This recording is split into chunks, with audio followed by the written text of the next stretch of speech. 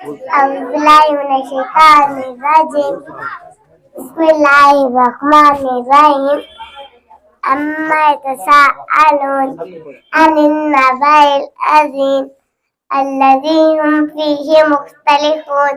كلا سيعلمون ثم كلا سيعلمون ألم يجعل الأرض مهادا والجبال أوتادا وخلقناكم أزواجا وجعلنا نومكم سباتا وجعلنا الليل لباسا وجعلنا النهار معاشا وبنينا فوقكم سبعا شدادا وجعلنا سراجا وهاجا وأنزلنا من المعصرات ماء ثجاجا لنخرج به حبا ونباتا وجنات